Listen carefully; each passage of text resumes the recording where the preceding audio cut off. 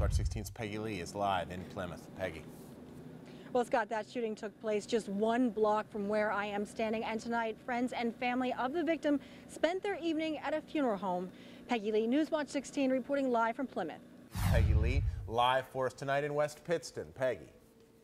Well, Scott, George Moriera has been charged with receiving stolen property and device fraud. Bail was set at $15,000 and he was taken to the Luzerne County Prison.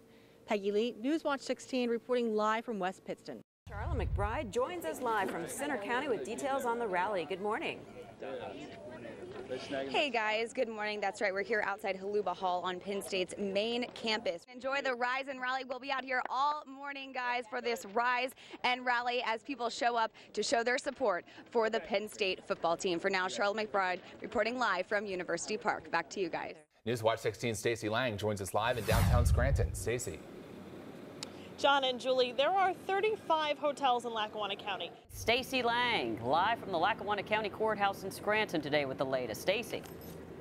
That's right, Marisa. Ken Kowaleski is a practicing attorney in Lackawanna County. Stacy Lang is live tonight at the new TMG Health Operations Center in Jessup. Stacy. John and Julie, TMG Health is a company that works with Medicare and Medicaid providers nationwide. No word what will happen to those buildings. Stacy Lang, Newswatch 16. For the second time in about 2 weeks, investigators from the state police, the Lackawanna County District Attorney's Office, and the FBI swarmed the Old Forge Police Department and executed a search warrant. This time, they took computers, hard drives, and files from the borough building. The Lackawanna County District Attorney says this search was spurred by the developing sexual abuse investigation. All I'm going to say is that we're looking for records that are pertinent to our investigation. And like I've been saying for the last 2 weeks, wherever this evidence takes us, we're going to go. And if charges are warranted, they're going to be filed. Unlike the first raid, the search warrant was made public. According to the documents, investigators are looking into the way the police department was run during the time of the alleged sexual abuse. A former Old Forge firefighter, Police Captain James Kronitsky, and Police Chief Larry Semenza have all been accused of having sexual contact with the same teenage girl several years ago. Investigators say following those arrests, they uncovered information that Chief Semenza may have told officers to alter police reports and to not arrest friends of the department and the borough. The search warrant also mentions certain domestic abuse cases that may have been covered up. The raid was discreet. Many people in downtown Old Forge didn't know it was going on and were shocked to find out the scandal has stretched this far. You know, I thought it was over when Kroninsky was arrested. When Kroninsky and Giovacci, I had no idea our chief of police would be into something like that. It's absolutely insane to me. If Zane Rutherford is being treated like a conquering hero, it's not too far from the truth.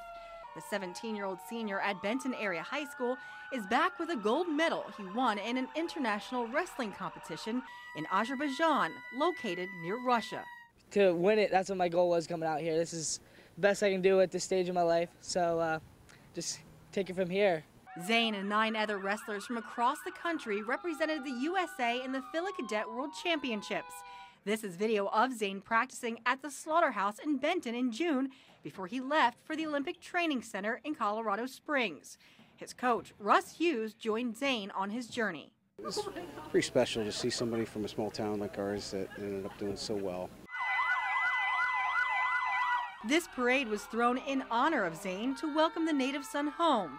His mother, Sarah, says she's overwhelmed both by her son's success and her hometown's support. She says many of their friends were with them when they got the news Zane won the gold. We had a bunch of Benton supporters that came to the house that morning, and everybody was sitting with us, and it was just very emotional. It was so exciting. But despite being world champ, Zane and his coach remain grounded.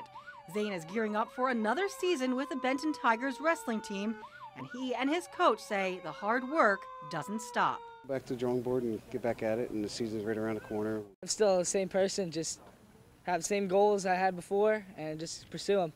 Zane says he plans to continue to compete in wrestling competitions and hopes he'll be able to bring home more medals in the future. Peggy Lee, Newswatch 16, Columbia County. A lot of this is going to be a waste because it's already melted and refroze, so that's not going to be good to sell to customers. Tara Queza showed up to her ice cream shop at the Scranton Farmers Market in shock. The power had gone out overnight and a lot of her product wasn't fit to be sold. Borderline stroke. That I was going to have a lot of product loss, and it's Friday. It's a farmer's market day. It's the end of the season. It's scary. Though the farmers market in the Weston Field section of the city was up and running, the electricity was not. Because of this, early in the morning, a car hit a utility pole on Albright Avenue nearby. PPL got to work fast, but nearly 700 homes and businesses were without power. Police say the driver of the car may face DUI charges. While many of the homes here had power by daybreak, the farmers market went without for most of the day. We weren't sure what we were going to do. For a while, we weren't even going to try to come. We were just going to let the day pass, and then we have a large generator at the farm that runs all our refrigeration. You might not think it, but some vendors really rely on electricity to keep their food fresh. Some brought in generators to make sure they stayed in business. Others got a little creative. I brought shaping pans from home, and I have some food in the shaping pans getting warm, and I have some cold salads that we can do, so we were improvising. Suzanne Drumsta from Country Cuisine Catering says even though she was only able to serve about 10% of all of her food, it's better than no business at all. As the summer winds down, farmers market days get more and more important for these farmers. Friday is our biggest day, so my truck is loaded to the back door, and it would have been a major loss, but we would have come back. Players ran out of the tunnel at Beaver Stadium, entering a new era of Penn State football, and for the first time, hundreds of student athletes shared the field with them, showing they are one team, one university, united. It's exciting to see them out in the field again, you know. What did you think about the show of support, one team? Phenomenal. Unbelievable. It was outstanding. You know, really good for the kids that are out there playing today, and the support of all the fans, you know, showing that to them, I think it's exceptional. 97,000 fans, just 10,000 short of capacity, turned out to support the Nittany Lions in their first game of the season against the Ohio Bobcats. With a new coach in Bill O'Brien, and also for the first time, names on the uniforms. A lot has changed in the game day experience, but fan support is still the same. I think we're one family, you know, and I think we can really come together, and we have a lot to play for, and it's pride, and these are men, and Bill O'Brien has really done a great job. One thing that hasn't changed, though, the tailgating tradition in Happy Valley. Fans sporting their blue and white jammed the lots around the stadium. Despite a scandal, allegations of a cover-up, and tough NCAA sanctions, football and school spirit are back in Happy Valley. We feel excited. It's a new season and a new start. We're great. Even though we love Jopa, I think it's time to move on. Because everyone has their own opinions and everything, and we just want to say that we're still here and love it. So, well, that we still are and always will be Penn State.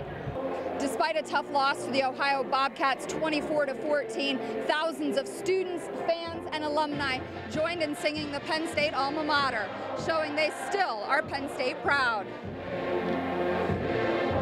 Rennie Workman, Newswatch 16, reporting from Beaver Stadium at Penn State University.